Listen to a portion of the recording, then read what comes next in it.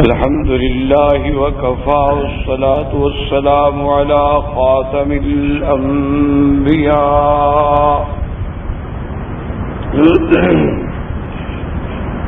سيدنا محمد المصطفى وعلى آله المجتبى وأصحابه النجبا اللهم صل على سيدنا محمد النبي الأمي الهاشمي وعلى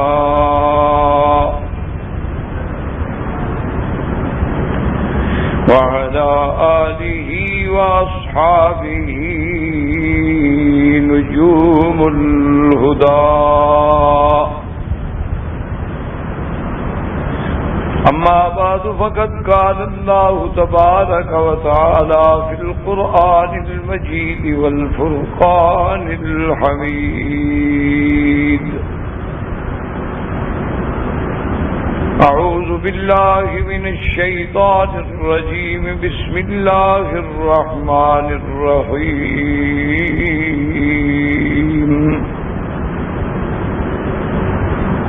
ألف لام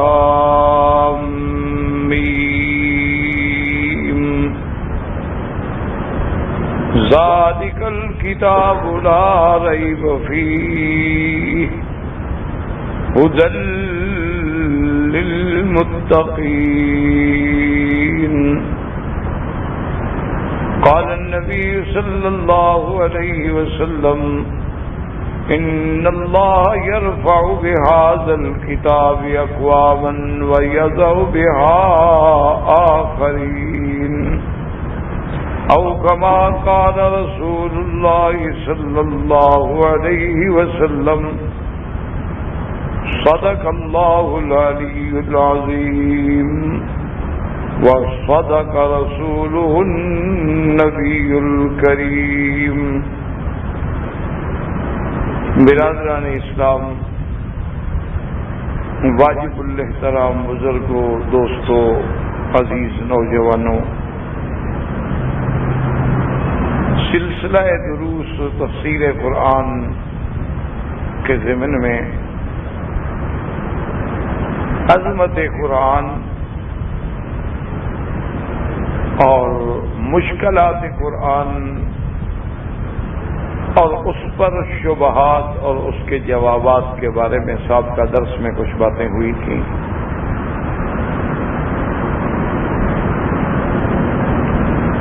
سب سے پہلی بات تو یہ میں نے عرض کیا تھا کہ اللہ کے قرآن کے سوا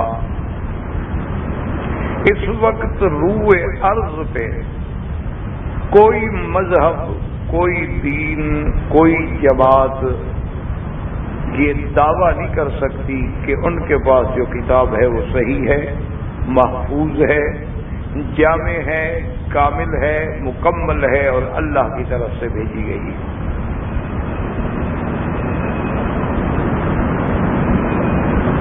جتنی کتابیں اللہ نے قرآن میں اتاری ہیں، قرآن سے قبل نازل فرمائیں، ان کی صحیح تعداد کا علم بھی اللہ کا. معروف کتابیں جو ہیں وہ تورات ہے، انجیل ہے، زبور ہے. اس وقت پورے عالم میں یہودیت کا اثر، رسوخ، اقتصادی، معاشی، سیاسی، عسکری، علمی قوت کے باوجود وہ یہ دعویٰ ثابت نہیں کر سکتے کہ کتاب تورات صحیح محفوظ ہے جیسے موسیٰ علیہ السلام کرتے تھے. اسی طرح عیسائیت کا دورہ ہے. ان کی بھی آپ دیکھ لیں کہ معاشی، اقتصادی، سیاسی، عسکری قوتیں، علمی طاقتیں، جدید علوم پر ان کا کنٹرول، اس سب کے باوجود عیسائیت بھی یہ دعویٰ نہیں کر سکتی کہ ہمارے پاس جو انجیل ہے وہ درست ہے اور محفوظ ہے اور اس میں کوئی رد و بدل نہیں ہوا. اس کی سب سے بڑی بات یہ ہے، میں نے عرض کیا تھا پہلے بھی کہ جب دیدات سے مناظرہ ہوا تو انہوں نے صرف اتنا کہا کہ تم فلاں جگہ سے کتاب اپنی پڑھ دو، لیکن مناظر جو تھا عیسائیوں کا، پادری جو تھا، اس نے وہ کتاب نہیں پڑھی، کیونکہ اس کو پتا تھا کہ اگر میں یہ پڑھتا ہوں تو میں تو خود پورے دنیا کے سامنے تضحیق بن جاؤں گا کہ یہ کیسے اللہ کی کتاب ہے جس میں ایسی باتیں لکھی ہوئی ہیں، یہ کوک شاستر ہے، انجیل ہے، نہیں پڑھا، وہ مناظرہ ہار گیا لیکن کتاب پڑھنا گوارا نہیں کیا۔ اسی طرح مثلاً اب ہندو ہیں، ان کے پاس وید ہیں، سکھ ہیں، ان کے پاس گرنتھ ہے، اسی طرح آتش پرست ہیں، مجوسی ہیں، اور دنیا کے مذاہب ہیں، لیکن کوئی دعویٰ نہیں کر سکتا۔ اور اگر کوئی دعویٰ کرے بھی وہ اتنا کھوکھلا ہے، اتنا وہ دعویٰ یعنی کمزور ہے کہ لوگ سنتے ہوئے بھی ہنس پڑیں۔ لیکن یہ ایک اللہ کی کتاب ہے، قرآن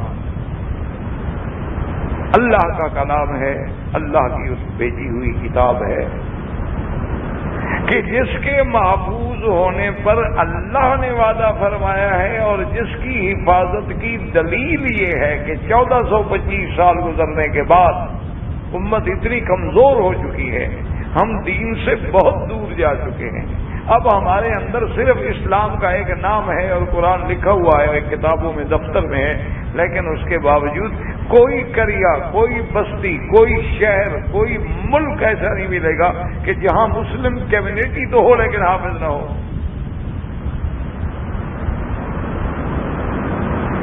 لازماً کوئی نہ کوئی قرآن کا حافظ موجود، ایک بستی میں نہیں ہوگا دوسری میں ہوگا، ایک شہر میں اگر نہیں ہوگا دوسرے شہر میں۔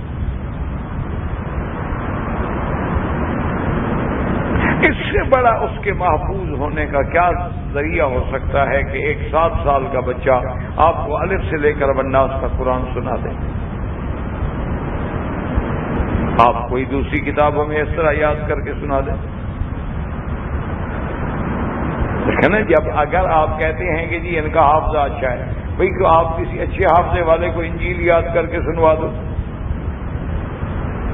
آپ کسی اچھے حافظے والے سے تورات یاد کر کے سنوا دو۔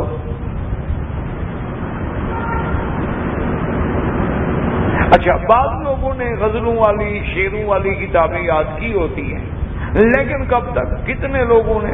مثلا لاکھوں یا کروڑوں میں 2 آدمی۔ لیکن قرآن کا اعجاز دیکھیں گے، قرآن کی زبان عربی ہے لیکن یاد اس کو عجمی بھی کرتے ہیں۔ فارس کے لوگ ہیں، قرآن یاد ہے، سوڈانی ہے، قرآن یاد ہے، عجمی ہے، پاکستانی ہے، ہندوستانی ہے، انڈونیشی ہے، ملیشین ہے، کوئی ہے، چینی ہے، روسی ہے، قزاقستان کا ہے، ازبکستان کا ہے، قرآن یاد ہے، اور اس کے کسی تلفظ میں بھی وہ غلطی نہیں کرتا۔ تو اتنا بڑا اعزاز جو ہے صرف اللہ کے کلام کو ملا۔ لیکن جب اصولی بات ہے، اصول ہے ایک دنیا میں کہ جس درخت پہ پھل ہوتا ہے پتھر اس کو مارے جاتے ہیں۔ ایک درخت ٹنڈ منڈ کھڑا ہے، اس پہ کچھ نہیں لگتا، کون پتھر مارے گا؟ اس کو پاگل ہو گیا۔ جس پہ آم لگا ہوگا، جس پہ بیر لگے ہوں گے، جس پہ کوئی پھل لگا ہوگا، اس کو جناب بچے بھی ماریں گے، بڑے بھی ماریں گے، نہ بھی مارے تو نیچے کھڑے ہو کے انتظار کریں گے یار کبھی تو پھل گرے گا، للچائی ہوئی نظروں سے دیکھیں گے۔ تو چونکہ قرآن ایک ایسی عظیم کتاب ہے، ایک ایسی جامع کتاب ہے کہ 1425 سال گزر جانے کے باوجود بھی آپ آج ایک اچھے قاری سے کہیں، وہ اپنی سند جو ہے آپ کو جوڑ کے سیدھا پہنچائے گا حضرت ابی ابن کعب تک، حضرت زید ابن ثابت تک، حضرت ابی موسیٰ اشعری تک، حضرت معاذ ابن جبل تک، خلفائے راشدین تک، اور ان سے پہنچے گی سند کہاں؟ حضرت محمد رسول اللہ تک، اور حضور سے کہاں پہنچے گی؟ جبریل تک، اور جبریل سے کہاں پہنچے گی؟ خدا تک۔ سلسلہ جڑا ہوا، مجال ہے کہیں دوسرے۔ اور مجھے دنیا میں کسی روایت کا ایسا سلسلہ دکھا دیں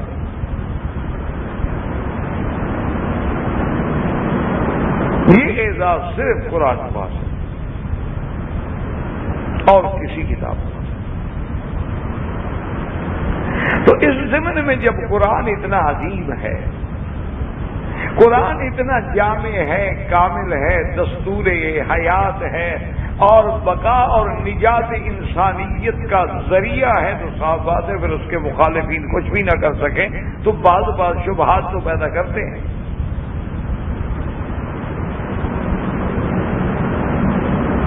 اور ان کے شبہات پیدا کرنے میں کچھ دشمنوں کے علاوہ اپنوں کا بھی ہاتھ ہوتا ہے.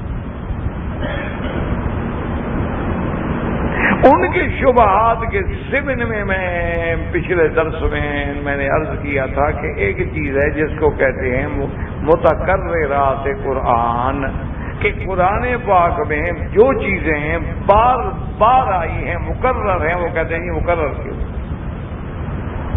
تکرار کیوں.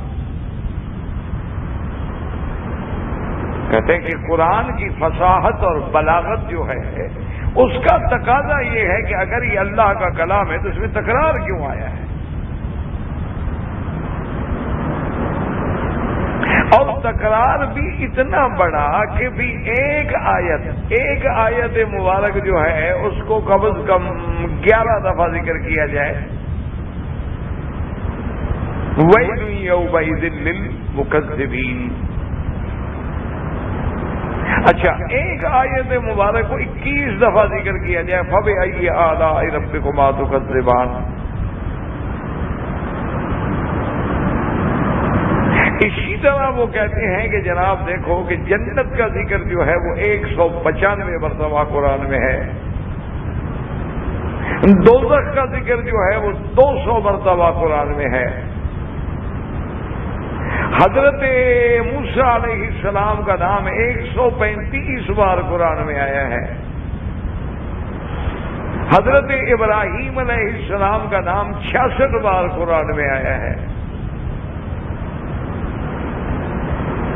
حضرت عیسیٰ علیہ السلام کا نام 24 دفعہ قرآن میں آیا ہے. مسئلہ توحید اور رد شرک جو ہے 350 دفعہ قرآن میں آیا ہے. مسئلہ نماز جو ہے وہ 100 دفعہ قرآن میں آیا ہے. مسئلہ ایمان جو ہے وہ 300 دفعہ اس کا ذکر قرآن میں آیا ہے. تو کہتے ہیں یہ کیا بات کہ ایک ہی لفظ کو بار بار کہا جائے، ایک ہی آیت کو بار بار کہا جائے. حالانکہ فصاحت و بلاغت میں تو یہ ہوتا ہے کہ اس کلمے کو دوبارہ بھی نہیں دہرایا جاتا.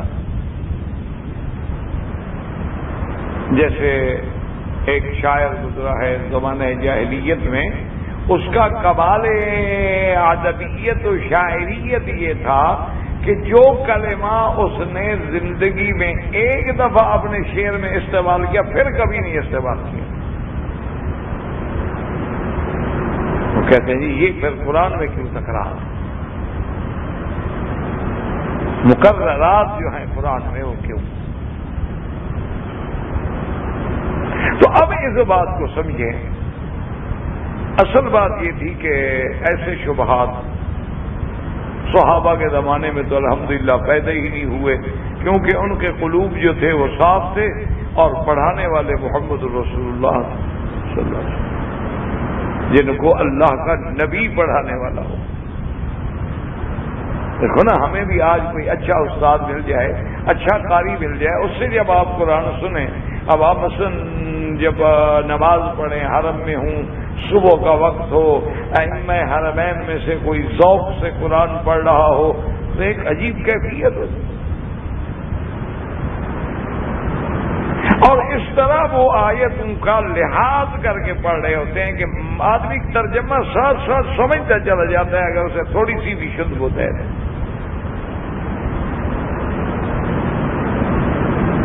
لیکن تو آپ اس سے اندازہ کریں کہ جس قرآن کو پڑھانے والا خود صاحب قرآن محمد رسول اللہ صلی اللہ علیہ وسلم اور پڑھنے والے بھی صدیق و عمر عثمان و علی صلی اللہ علیہ وسلم رضوان اللہ علیہ. تو وہاں تو شبہات پیدا ہونے کی کوئی ضرورت ہی نہیں ہوتی تھی، بس حضور نے قرآن پڑھا اور صحابہ نے سمجھ لیا، حضور نے عمل کر کے نمونہ دکھا دیا، بات ختم ہو گئی۔ اچھا، کچھ اذہان بھی ماشاءاللہ ایسے نہیں تھے، ان میں مثبت فکر تو تھی لیکن منفی سوچیں نہیں تھی۔ اب ہمارے ہاں مشکل یہ ہے، ہمارے ہاں پریشانی کی بات یہ ہے کہ ہمارے ہاں منفی سوچ زیادہ ہو گئی، مثبت سوچ کم ہو گئی۔ اس کی ایک چھوٹی سی مثال ہے، مثلا اللہ نے قرآن میں فرمایا ہے کہ بھئی چور کی سزا کیا ہے؟ السارق والسارقۃ فاقطعوا ایدیہما، مرد ہو یا عورت ہو، ہاتھ کاٹا جائے۔ آپ صحابہ کے دور میں دیکھ لیں، مجال ہے کسی نے بحث کی ہو، بھئی اللہ کا حکم ہے، بات ختم ہو گئی۔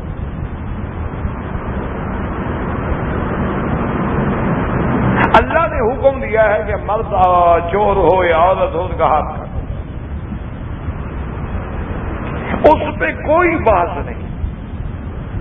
لیکن آج ہمارے ملک میں، اسلام کے دور میں اور اسلامی ملک میں، اسلامی جمہوریہ میں، جب آئین قرآن کے لیے کمیٹیاں بیٹھیں، کونسلیں بنائی گئیں کہ قرآن کے آئین کو مرتب کیا جائے، اس کو منظم کیا جائے، اور اس کو جب ہم نے کسی ملک میں نافذ کرنا ہے تو اس کی ایک ترتیب ہونی چاہیے۔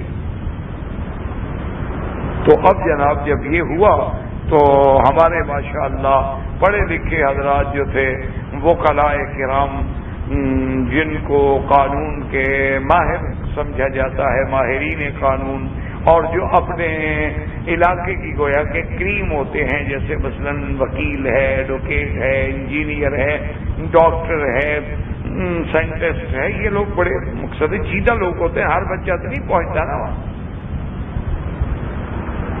جن میں ٹیلنٹ ہوگا وہ آگے آئے گا۔ تو اب انہوں نے جناب ایسے اعتراض پیدا کیے، انہوں نے کہا جی قرآن کہتا ہے کہ دونوں کا ہاتھ کاٹا جائے، فاقطعوا ایدیہما، تو قرآن اسی طرح کہتا ہے فاغسلوا وجوہکم وایدیکم الی المرافق، تو ایدی کا اطلاق یہاں بھی ہوتا ہے، یہاں تک بھی ہوتا ہے، اور یہاں تک بھی ہوتا ہے، صرف انگلیوں پہ بھی ہوتا ہے، تو کہاں سے کاٹا جائے؟ کیوں؟ منفی سوچ ہے کہ اللہ کے حکم کو توڑنا ہے، جوڑنا نہیں، اللہ کے حکم پہ عمل نہیں کرنا بلکہ بچنا ہے کسی طرح عمل سے۔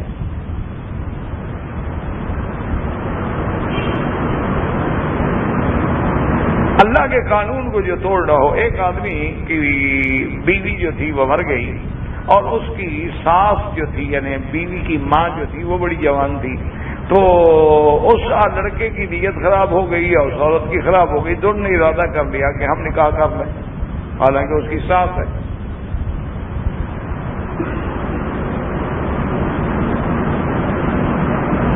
تو انہوں نے جناب ایک مولوی صاحب کو ڈھونڈا کہ بھئی ہمارا یہ مسئلہ ہے، ہمیں آپس میں بڑا عشق ہو گیا ہے، ہم شادی کرنا چاہتے ہیں، کوئی حل نکالو، جو فیس کہتے ہو حضرت ہم پیش خدمت کرنے کے لیے تیار ہیں، پر ہمارا کوئی حل نکالو۔ انہوں نے کہا ٹھیک ہے، جب آؤ ہم نکاح پڑھا دیتے ہیں۔ لوگوں نے کہا مولوی صاحب کیا کر رہے ہو؟ ساس ہے اس کی،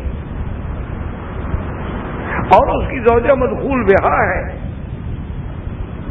انہوں نے کہا بھائی تمہیں کیا ہے، ہم نے نکاح پڑھانا ہے، آپ کو کیا ہی، ہمارا علم کا مسئلہ ہے۔ وہ جناب وہاں گئے، اس نے دونوں کو کلمہ پڑھایا، کلمہ پڑھانے کے بعد خطبہ پڑھا، نکاح کر دیا۔ معاملہ بڑھ گیا، وہ فتنہ ہو گیا، شور ہو گیا، لوگ کھڑے ہو گئے، آخر بلایا گیا مولوی صاحب کو، اس نے کہا کیا بات ہے؟ اس نے کہا جی اس کا جو پہلا نکاح ہوا تھا مسلمان ہی نہیں تھا، میں تبھی کلمہ پڑھوایا، یہ تو بتی سے قبروں پہ سجدہ کرنے والے، وہ تو کافر ہوتا ہے، کافر کا کوئی نکاح ہوتا ہے؟ اس نے کہا اس سے پوچھو یہ قبروں پہ سجدہ کرتا تھا؟ اس نے کہا جی ہاں، تو ہمارا باپ دادا بھی کرتا تھا۔ تو اس نے کہا جب قبروں کا سجدے کرنے والا آدمی مسلمان ہوتا ہے انہوں نے کہا بھی مولوی صاحب کی بات تو ٹھیک ہے، جب وہ تھا ہی کافر تو پہلا نکاح تو گویا تھا ہی نہیں، جب نکاح نہیں تھا تو ساس کہاں رہی، جب ساس نہ رہی تو اب مسلمان ہو گئے تو انہوں زیادہ شادی کرنا چاہتے ہیں۔ آج کی اخبار میں آپ نے دیکھا ہوگا، ایک ہوتا ہے نا آپ سمجھیں گے کہ مولوی باتیں بناتے ہیں، آج کی اخبار میں آپ نے دیکھا ہوگا، آپ کی انڈیا کے ہیں، وہ ایک فلم سٹار ہے، ایک لڑکی ہے، اور وہ ایک دھرمیندر اور ہیما مالنی کا واقعہ آپ نے پڑھا ہوگا، ان پہ الیکشن میں وہ کھڑی ہوئی تو الیکشن ایک ایسی لعنت ہوتی ہے نا کہ جس نے اپنا شجرا نے سب پڑھوانا ہو نا الیکشن میں کھڑا ہو جائے، مخالفین آپ کے دادے نے جو گناہ کیا تھا وہ بھی ڈھونڈ کے لے آئیں گے۔ تو انہوں نے جناب مخالفین نے باقاعدہ پٹیشن کی، کورٹ میں ہے کہ جناب یہ دونوں جو ہیں یہ تو مسلمان ہو گئے، اس کا نام عائشہ تھا، یہ دونوں مسلمان ہوئے، انہوں نے نکاح کیا، تو اب یہ ہیما مالنی اور دھرمیندر کے نام سے کیسے الیکشن لڑ سکتے ہیں؟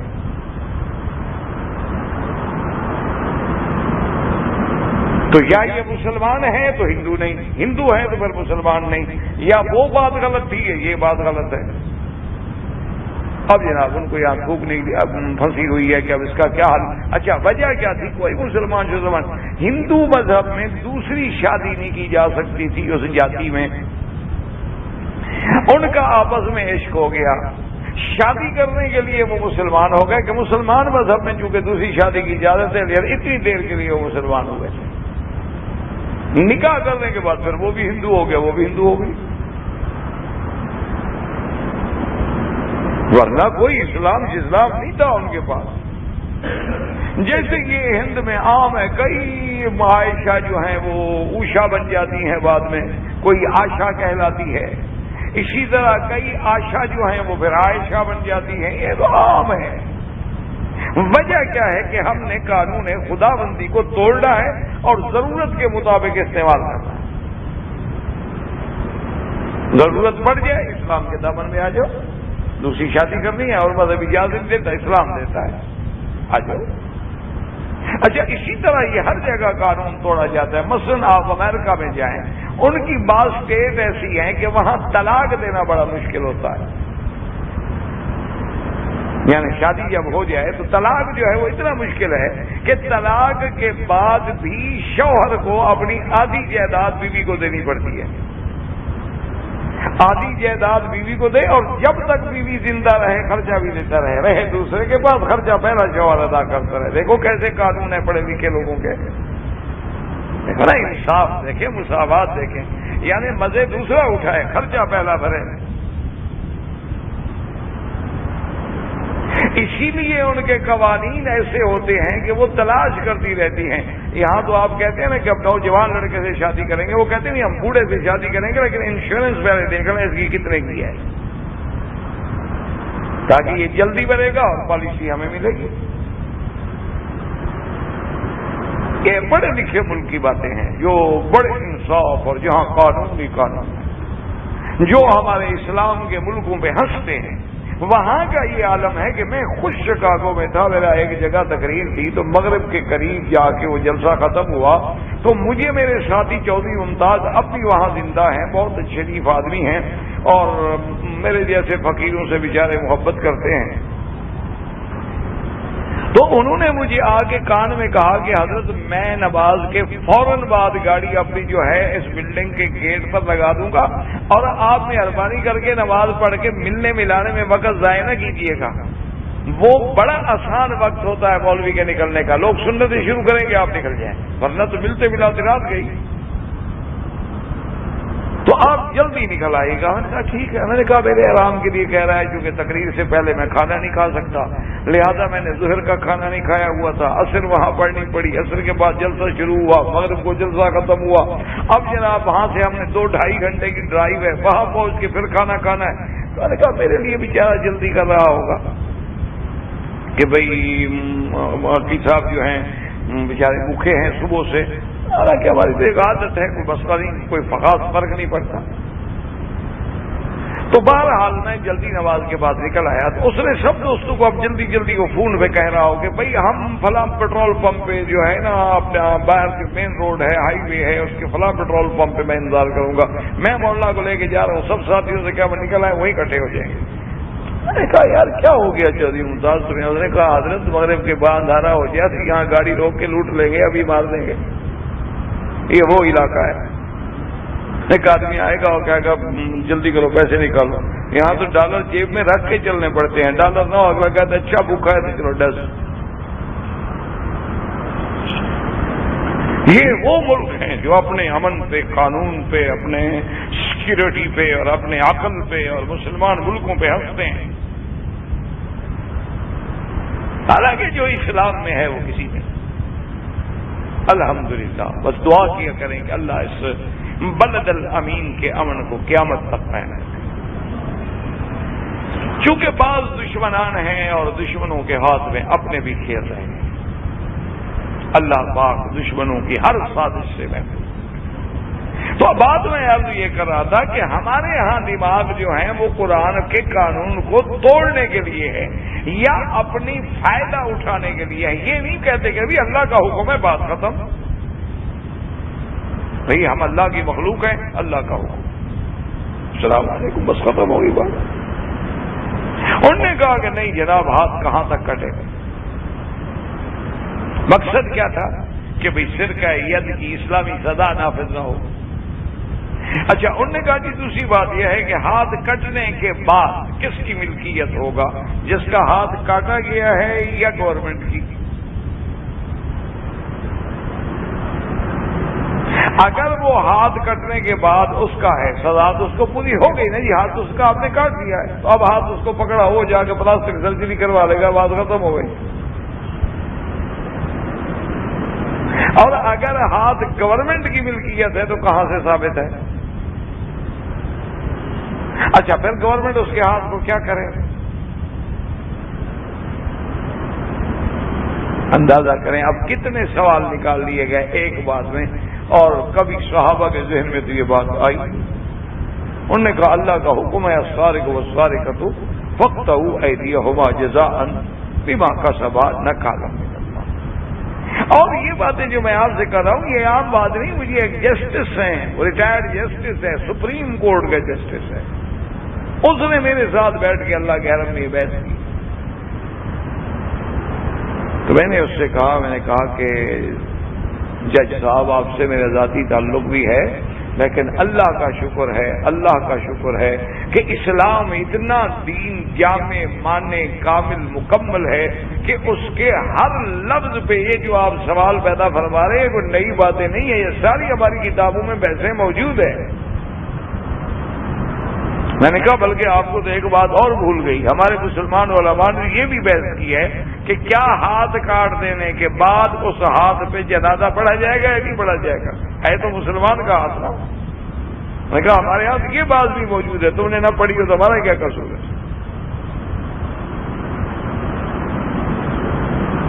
تو کہنے لگا جی یہ چیزیں موج، میں نے کہا ہاں بالکل، میں نے کہا کل آپ جب کھانا کھائیں آئیں گے میں آپ کو کتابیں دے دوں گا، وہ کتابیں دکھائیں، تو میں نے ان کو بتایا، ان کا دیکھیں گے اللہ نے فرمایا ہاتھ کاٹا جائے، ہاتھ کا اطلاق انگلیوں پر بھی ہے، یہاں تک بھی ہے، یہاں تک بھی ہے، یہاں تک بھی، لیکن اس حکم کو نافذ کرنے والی ذات کون ہے؟ محمد رسول اللہ۔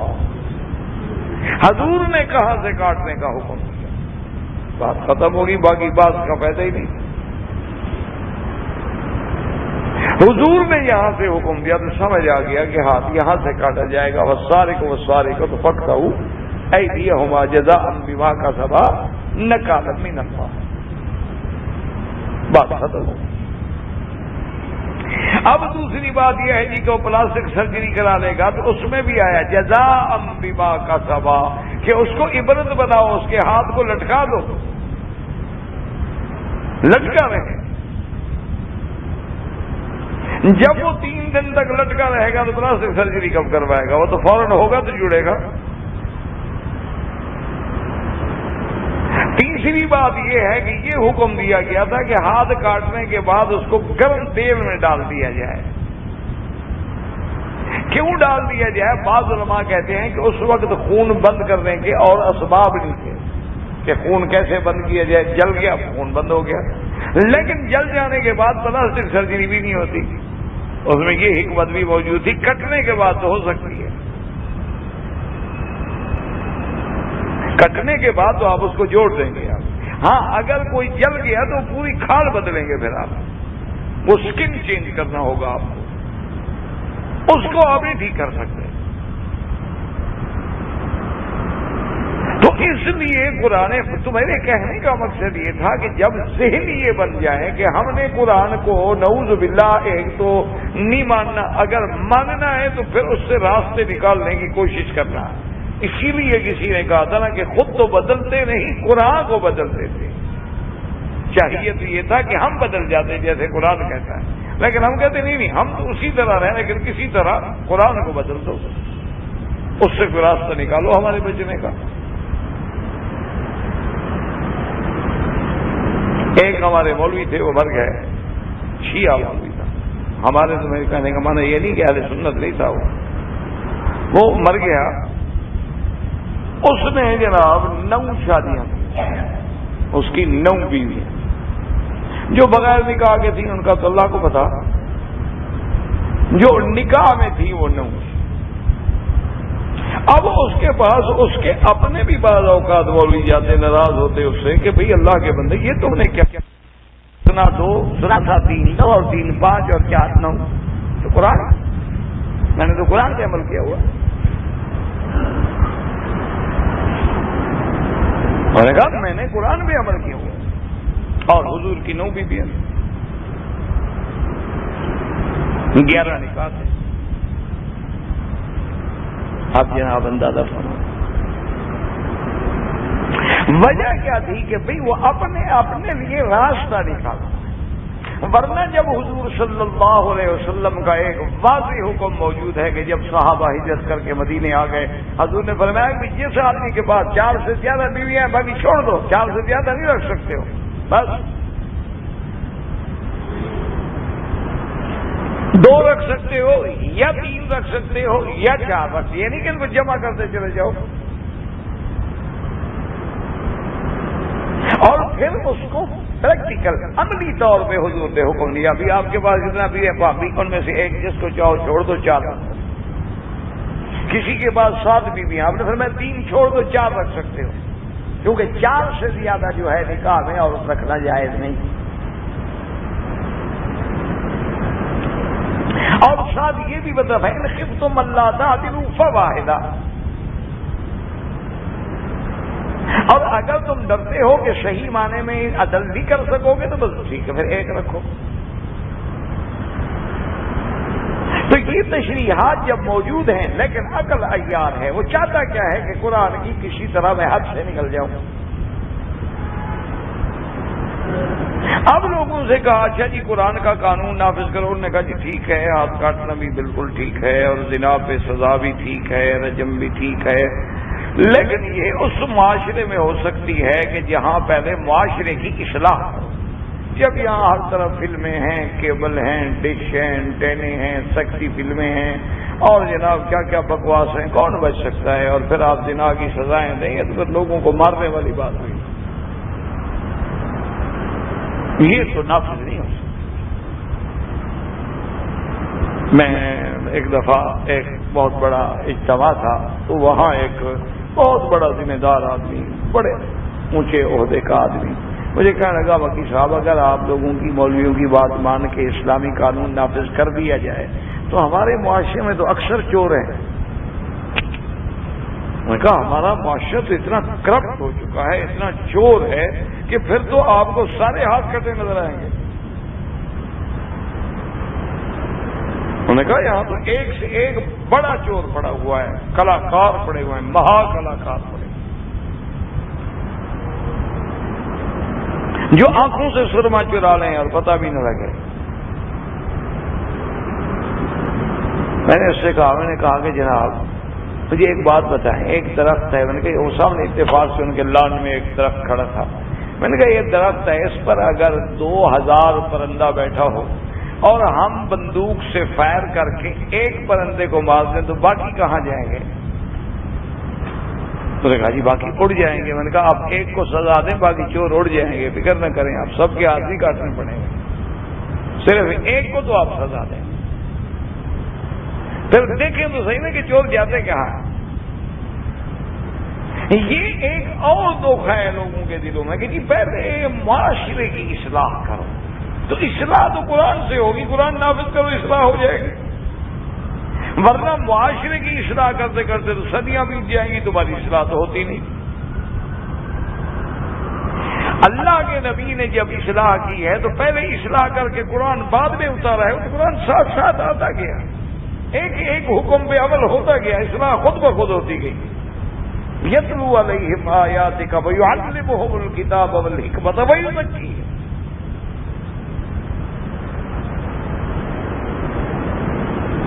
تو اس لیے میرے کہنے کا مقصد یہ تھا کہ ایک سب سے بڑا قرآن مقدس پر مستشرقین کا, اعداء اسلام کا, اعداء دین کا ایک اعتراض یہ ہے کہ جی قرآن میں تکرار ہے.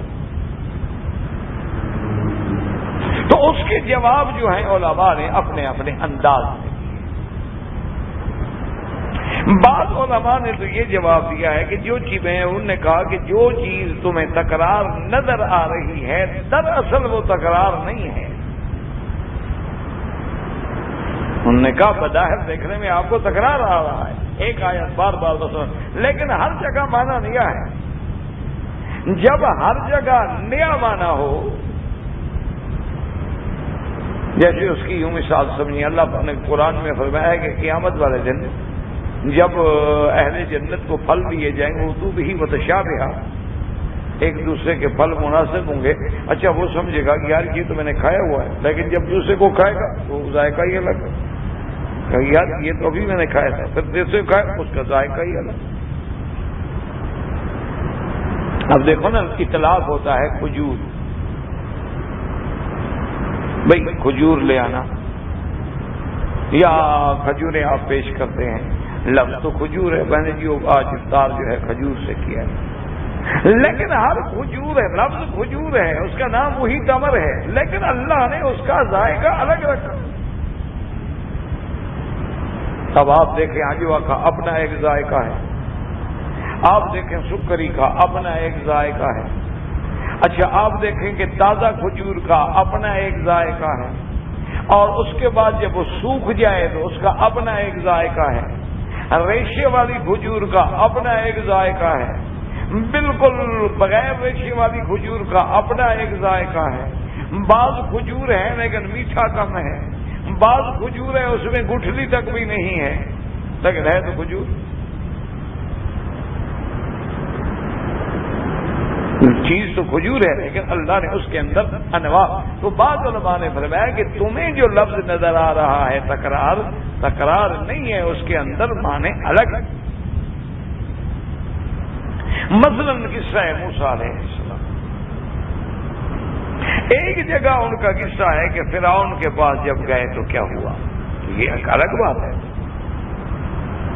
دوسری دفعہ قصہ یہ ہے کہ جب حضرت شعیب سے واپس آ رہے تھے, راستے میں ان کو آگ نظر آئی تو اپنی بیوی سے کہا کہ بھئی آپ یہاں ٹھہریں, میں جا کے دیکھتا ہوں, آگ بھی لاؤں گا اور راستہ بھی پوچھ لوں گا.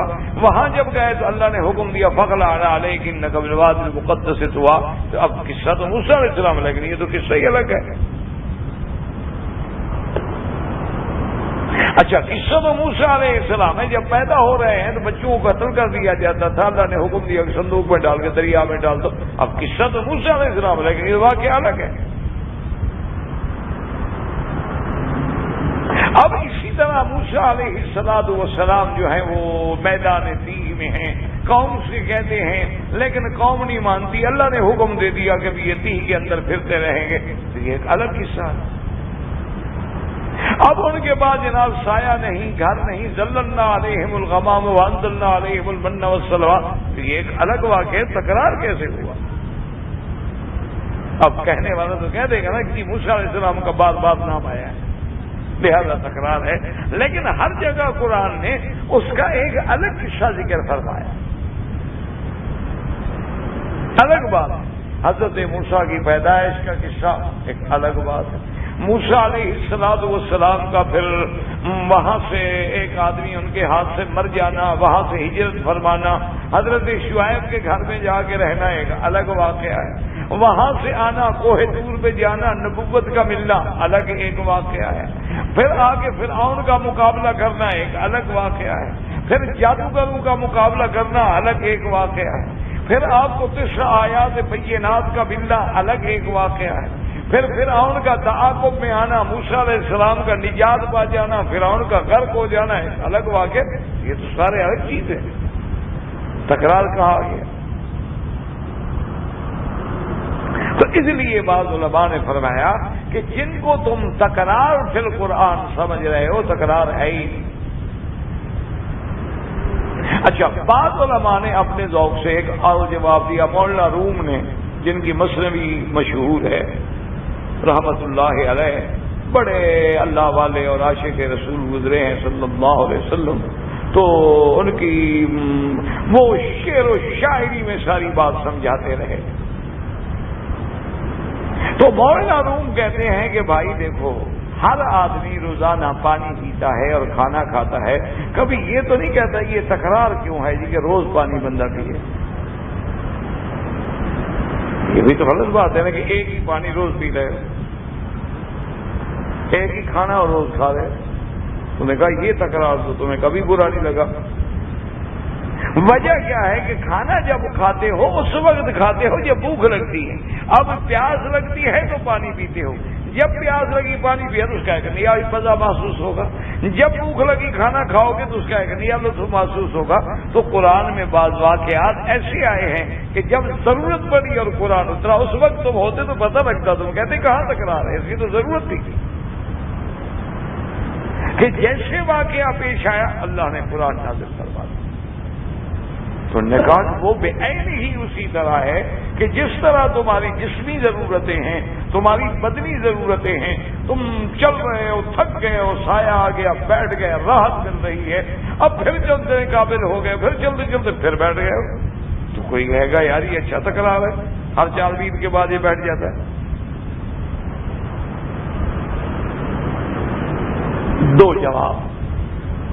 تیسرا جواب علماء نے دیا ہے کہ سب سے پہلے تو یہ سمجھو کہ تکرار 2 قسم پہ ہوتا ہے. ایک تکرار معنوی ہے، ایک تکرار لفظی.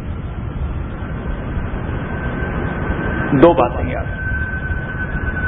اور دوسری بات قرآن کی یہ سمجھو، میں اس لیے ساری باتیں الحمدللہ پہلے کر رہا ہوں تاکہ میرے دوست، میرے بھائی سامعین جب قرآن کی تفسیر انشاءاللہ شروع کریں گے تو پہلے قرآن کے بارے میں ان کے دماغ میں کوئی ایک تعصب تو بنے، ایک تصور تو بنے.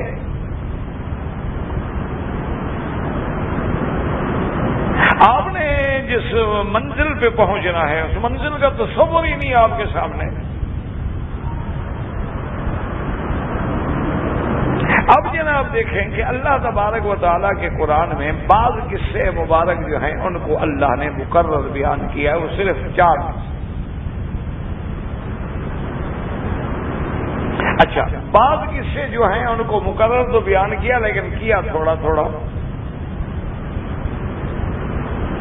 اور بعض قرآن میں ایسے قصے مبارک ہیں جن کو اللہ نے قرآن سارے میں صرف ایک بار بیان کیا ہے. جیسے قصہ یوسف علیہ السلام صرف ایک جگہ ہے قرآن میں اور کسی جگہ نہیں. قصہ سیدنا داؤد و سلیمان علیہ السلام صرف ایک جگہ ہے، پھر قرآن میں کسی جگہ نہیں. قصہ اصحاب الکہف پورے قرآن میں ایک جگہ ہے، پھر کسی جگہ نہیں. قصہ ذوالقرنین ہے، قصہ طالوت ہے، پورے قرآن میں ایک جگہ ہے اور کسی جگہ نہیں. اچھا، اب قصے جو بار بار ہیں یا جن انبیاء کا ذکر بار بار کیا گیا وہ 4 ہیں. حضرت آدم، حضرت موسیٰ، حضرت عیسیٰ، حضرت ابراہیم. یہ 4 انبیاء علیہ السلام ہیں جن کے قصے کو اللہ نے بار بار ذکر فرمایا. اس کی حکمتیں کیا ہیں کہ جب حضرت آدم علیہ السلام کا قصہ آئے گا تو ہمیں پتہ لگے گا کہ ہم اولاد آدم ہیں. جب تک ہمیں اپنا نسب اپنا سلسلہ نسب، اپنی اصلیت، اپنا یعنی اصل حقیقی جو ہے، سب کا باپ کون ہے؟ کلکم بنو آدم و آدم من تراب، سب کا اصل کون ہے؟ آدم و حوا۔ اس اصل کو سمجھانے کے لیے قرآن نے قصہ آدم کو بار بار ذکر کیا کہ اس کی ضرورت تھی، ورنہ ذرا دولت مل جائے، پیسہ مل جائے، طاقت مل جائے، وہ کہتا نہیں تم کون ہو۔ جیسے آج دیکھتے ہو نا کہ جیسے قوموں میں، قبائل میں تفاخر آ جاتے ہیں، یہ سید ہے، یہ قریش ہے، یہ افغان ہے، یہ فلان ہے، حالانکہ جعلناکم شعوبا وقبائل لتعارفوا، ورنہ اللہ نے تو فیصلہ کر دیا کہ انا خلقناکم من ذکر و انثی وجعلناکم شعوبا وقبائل لتعارفوا، بس ان اکرمکم عند اللہ اتقاکم۔ تو اس لیے ضرورت تھی کہ قصہ آدم جو ہے بار بار دہرایا جائے۔ قصہ آدم میں تکریم آدمیت اور تکریم انسانیت کا جو مقام ہے کہ ان کو مسجود الملائکہ بنایا گیا۔ اچھا، قصہ آدم کے اندر ہمارا اصل مقام دکھایا گیا کہ آدم کا گھر کیا ہے؟ جنت۔ تو تم آدم کے صحیح بیٹے بنو گے تو باپ کی جائیداد کے وارث بھی بنو گے، الذین یرثون الفردوس۔ اس لیے اللہ نے قصہ آدم علیہ السلام کو دہرایا۔ قصہ ابراہیم علیہ السلام کی وجہ کیا تھی کہ مشرکین مکہ بھی کہتے تھے کہ ہم ملت ابراہیمی پہ ہیں،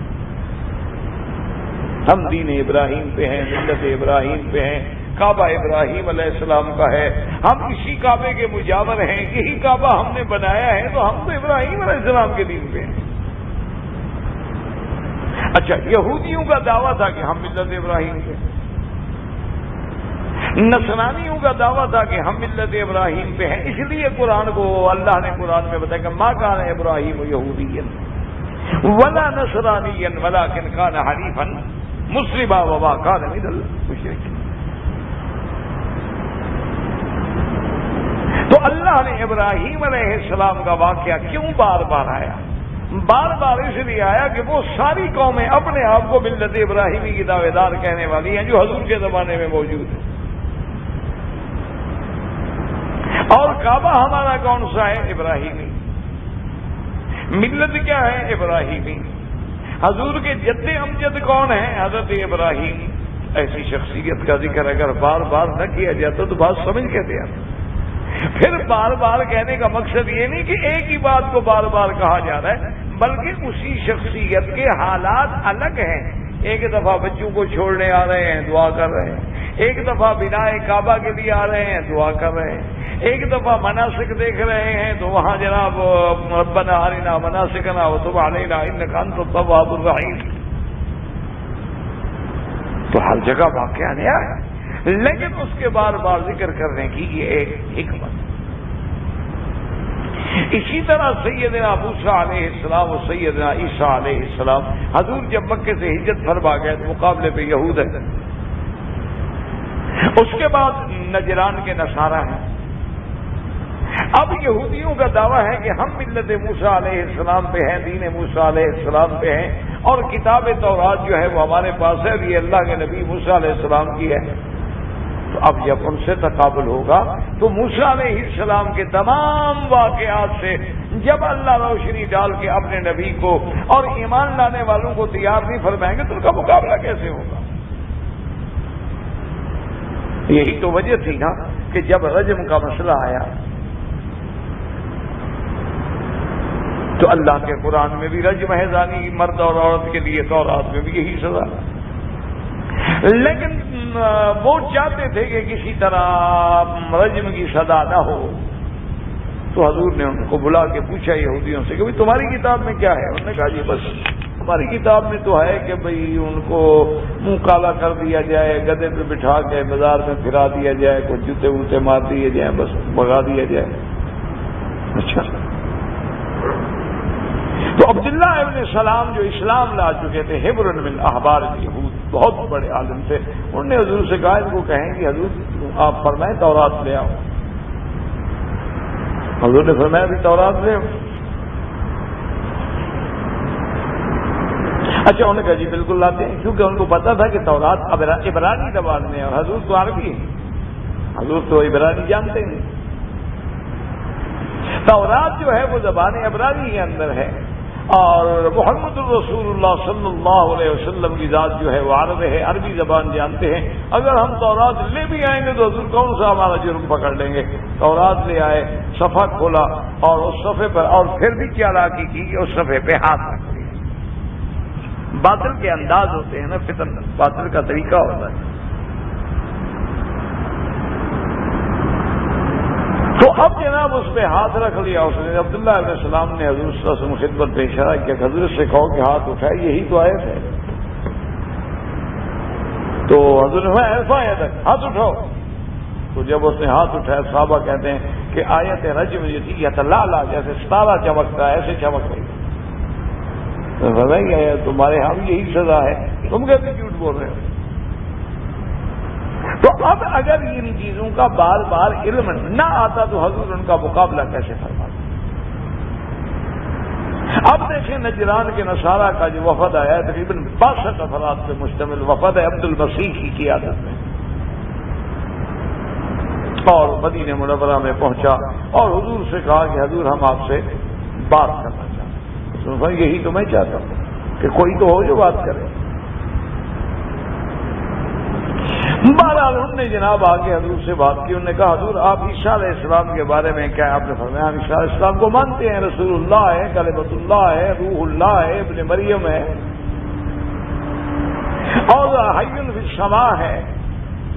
تو انہوں نے کہا اچھا بی بی مریم کے بارے میں آپ نے فرمایا مریم صدیقہ ہے علیہ السلام۔ انہوں نے کہا حضور یہ اللہ کا شکر ہے کہ پہلے ہماری باتوں پہ تو اتفاق پایا گیا، مانا یہ ہے کہ آپ بھی عیسیٰ علیہ السلام کے مخالف تو نہیں ہے نا، جیسے یہود ہیں وہ تو مخالف ہے نا، وہ تو نعوذ باللہ یہ بھی نہیں مانتے کہ آپ بی بی مریم کے بیٹے ہیں یا حلال سے ہیں یا قدرت کا بوجھ ہے، وہ تو کہتے ہیں یوسف النجار کا بیٹا ہے۔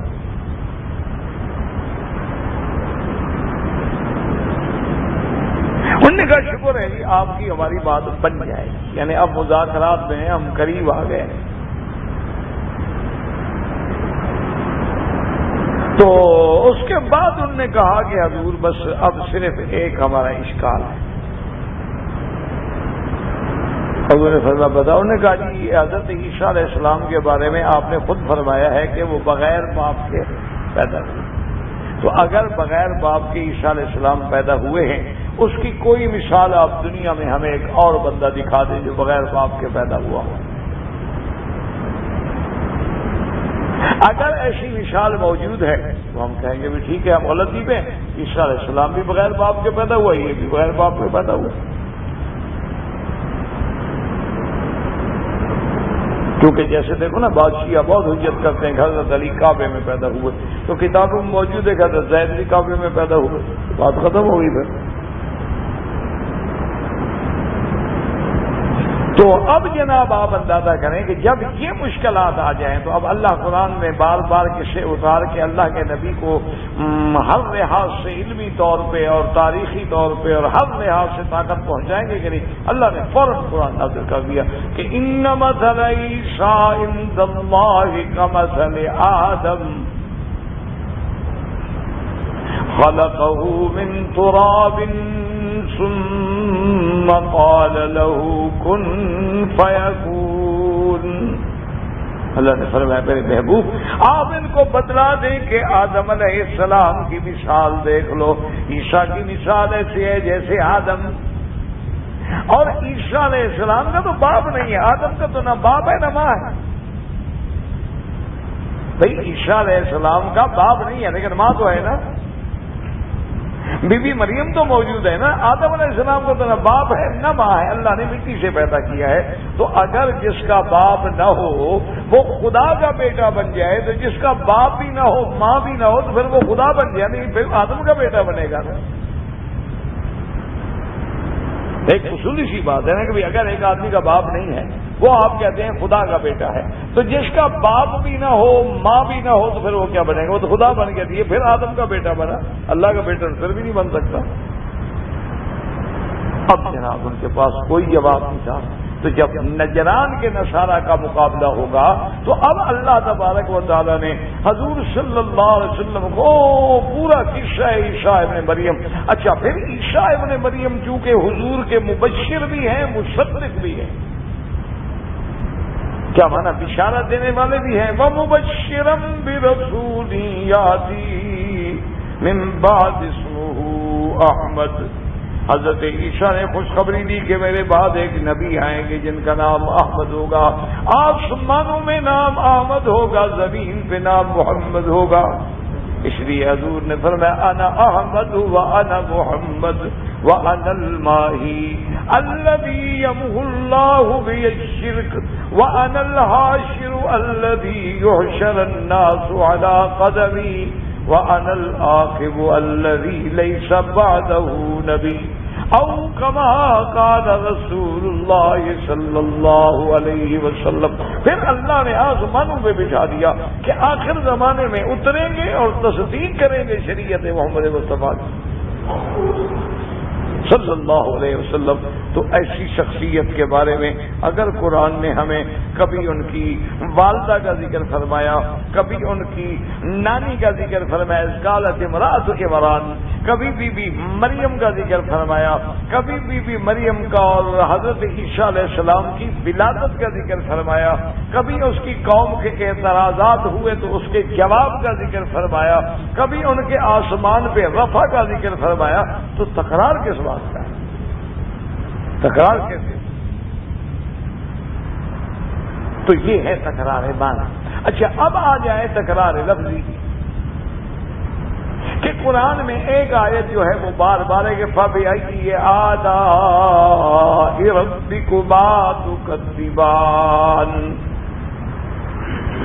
اب حضور پاک صلی اللہ علیہ وسلم نے جب صحابہ پہ یہ آیت سورۃ مبارک پڑھی، آپ نے فرمایا کہ اپنے صحابہ سے کہ خدا کے بندو، میں نے جب جنوں پہ سورۃ رحمان پڑھی ہے انہم احسن ردن، وہ تو اس کا جواب دینے میں بہت زیادہ بہتر تھے تم سے۔ صحابہ نے پوچھا کہ حضور جنہوں نے کیا جواب دیا؟ حضور نے فرمایا جتنی دفعہ میں پڑھتا تھا فَبِأَيِّ آلَاءِ رَبِّكُمَا تُكَذِّبَانِ، اور وہ جن کہتے تھے لا نکذب بنعم ربنا لک الحمد، اللہ تیرا شکر ہے ہم تیری کسی نعمت کی تکذیب نہیں کرتے، لیکن تم چپ کر کے بیٹھے سن رہے ہو، کیا بات ہے تم کیوں جواب دیتے ایسا؟ اب جناب اسی آپ آیت کو دیکھ لیں کہ قرآن پاک میں جب آپ سورۃ رحمان پڑھیں گے تو ہر نعمت الگ ہے، اس کے بعد ہے نعمت ایک نہیں، کئی نعمتیں ہیں نا۔ خلق الانسان علمہ البیان الشمس والقمر بحسبان والنجم والشجر یسجدان، او ساری پڑھتے تو ہر نعمت الگ ہے، ہر نعمت کے بعد اللہ پوچھتا ہے کہ کیا کس کس نعمت کو جھٹلاؤ گے؟ جب نعمتیں متعدد ہیں تو تکرار کیسے؟ یہ تو تکرار نہیں ہے چونکہ نعمت الگ ہے۔ اللہ تبارک و تعالیٰ نے اس میں اپنی اتنی نعمتوں کا ذکر کیا ہے، جیسے حالانکہ محاورات عرب میں بھی ہوتا ہے کہ وہ کہتے تھے کہ دیکھو بھائی میں نے تمہیں نہیں پالا، میں نے تمہیں نہیں گھر میں رکھا، میں نے تمہیں نہیں پڑھایا، میں نے تیری شادی نہیں کی، میں نے تمہیں انسان بنایا، ایک ایک نعمت ذکر کر رہا ہے، یہ تکرار تو نہیں ہوتا؟ اس کو کیسے تکرار کہا جائے؟ تو جب نعمتیں متعدد ہیں، ہر نعمت کے بعد اللہ تبارک و تعالی ہمیں تاکید و تنبیہ فرما رہے ہیں کہ میری کس کس نعمت کو جھٹلاؤ۔ اچھا اب ایک سوال مستشرقین اور اعداء دین کا ایک باقی رہتا ہے کہ جی اگر نعمت کے بعد ہے وہ تو ٹھیک ہے، لیکن جہاں اللہ تبارک و تعالی نے جہنم کا ذکر کیا یرسل علیکم اشواظ نحاس ومن نار اور ولا تنتصران، وہاں تو جہنم کا ذکر ہے، تو جہنم کے بعد بھی آئے فبأي آلاء ربكما تكذبان، جہنم کون سی نعمت تھی؟ اس لیے اب جناب نے یہ اعتراض کیا کہ دیکھو جی مثلاً کہ مجرم جو ہوں گے قیامت والے دن یطوفون بینہا وبین حمیم آن، کہ وہ جہنم پھر گرم پانی پھر جہنم پھر گرم پانی میں درمیان بھاگ رہے ہیں، تو یہ تو عذاب ہے۔ عذاب کے بعد کیسے آیا کہ میری نعمتوں کو؟ نعمت الگ چیز ہے، جہنم عذاب ہے، وہ تو نعمت نہیں ہے۔ لیکن علماء نے فرمایا کہ غور کرو کہ من وجہ جہنم بھی نعمت ہے۔ کیوں؟ یوں سمجھو، اچھا یہاں اگر آپ کے دشمن کو سزا ہو جائے آپ خوش ہوں گے یا آپ کو غم ہوگا؟ آپ کا ایک دشمن مخالف، اس کو آپ نے سنا کہ سزا ہو گئی، آپ کہیں یا اللہ کا بڑا شکر، اچھا دیکھا نا جی کیسے ہوا آج، آپ خوش ہوتے ہیں۔ تو جب دشمن کو سزا ہو رہی ہو تو مسلمانوں کے لیے نعمت ہے کہ نہیں؟ کہ جو ہمیں جھٹلاتے تھے آج وہ جہنم میں پڑے ہیں، جو ہمارا مذہب کا اڑاتے تھے، مذاق اڑاتے تھے، آپ جہنم سے پکار رہے ہیں کہ اپنا نادا اصحاب النار اصحاب الجنہ ان افیضوا علینا من الماء، خدا کے لیے ہمیں اوپر سے کوئی پانی پھینک دو، گلاس نہ دو، ایسے پھینک۔ یہ نعمت۔ اور دوسری بات یہ ہے کہ جہنم کا ذکر کر کے جب مسلمان کو اللہ کے عذاب کا خوف ہوگا تو نیک اعمال کرے گا، گناہوں سے بچے گا اور عبرت پکڑے گا، تو عبرت پکڑنا تو نعمت ہے نا، کسی چیز سے عبرت پکڑنا جو ہے وہ تو نعمت ہے۔ اس لیے اللہ تبارک و تعالی نے اس کے بعد بھی ذکر فرمایا فَبِأَيِّ آلَاءِ رَبِّكُمَا تُكَذِّبَانِ۔ اسی طرح جو اللہ پاک نے وَيْلٌ يَوْمَئِذٍ لِّلْمُكَذِّبِينَ، وہ بھی اسی لیے کہ جیسے وعد نعمت ہوتا ہے وعید بھی ایک قسم کی نعمت ہے۔